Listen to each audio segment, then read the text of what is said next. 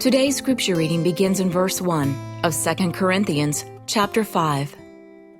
For we know that if our earthly tent, which is our house, is torn down, we have a building from God, a house not made by hands, eternal in the heavens.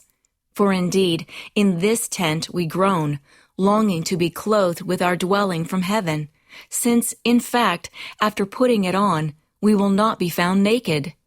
For indeed, we who are in this tent groan, being burdened, because we do not want to be unclothed, but to be clothed, so that what is mortal will be swallowed up by life.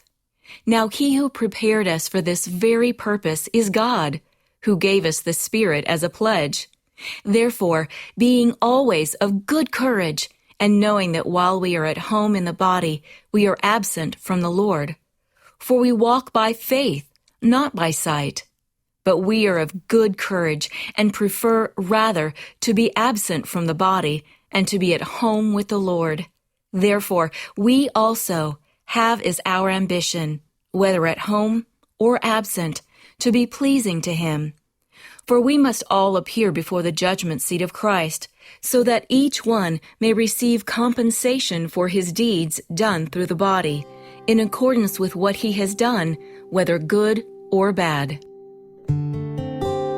The judgment seat of Christ probably isn't our primary consideration as we go about the business of living week after week.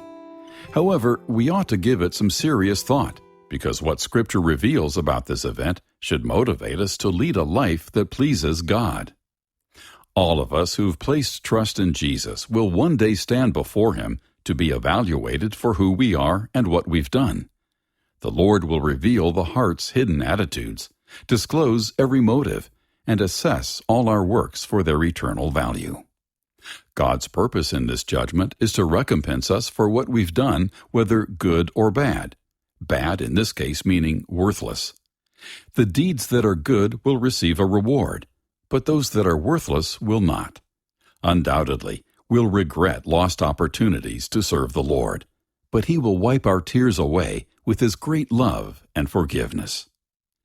If we're not careful, the busyness of our culture could steal our motivation to live for that which is of eternal importance.